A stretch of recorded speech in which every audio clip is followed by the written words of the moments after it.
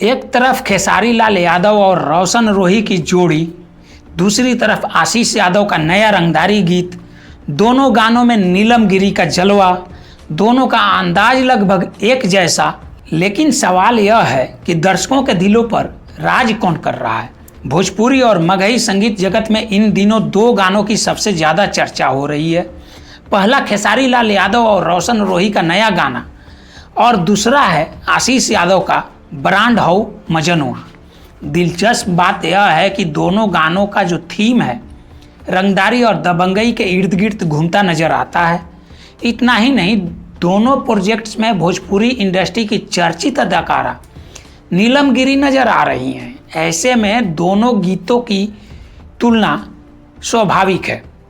हालांकि social media पर आ रही प्रतिक्रिया को अगर देखें तो कई श्रोताओं का मानना है कि आशीष यादव का जो ब्रांड हौ मजनुआ है, इसे लोग पसंद कर रहे हैं, इस पर लोग झूमने को मजबूर हो रहे हैं। गाने का बीट, म्यूजिक और एनर्जी जो है युवा वर्ग को काफ़ी आकर्षित कर रहा है। वहीं खेसारी लाल यादव और रोशन रोही के गाने को लेकर दर्शकों की राय बटी हुई नज़र आ रही है। कुछ लोग इस गाने के वीडियो को और वीडियो के कैनवास की तारीफ कर रहे हैं, लेकिन कई लोगों का मानना है कि जो गाना का बोल है, भाषा है,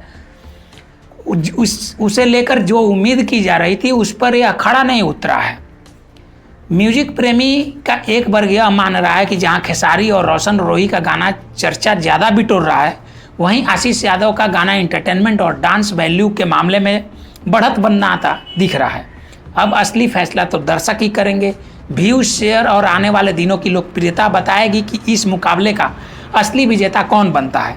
फिलहाल सोशल मीडिया पर चल रही चर्चाओं के आधार पर इतना जरूर कहा जा सकता है कि रंगदारी थीम पर बने इन दोनों गानों के बीच मुकाबला दिलचस्प हो गया है। आपको कौन सा गाना ज़्यादा पसंद है, रोशन रोही या फिर आशीष यादव का? कमेंट में अपनी राय जरूर बताइएगा।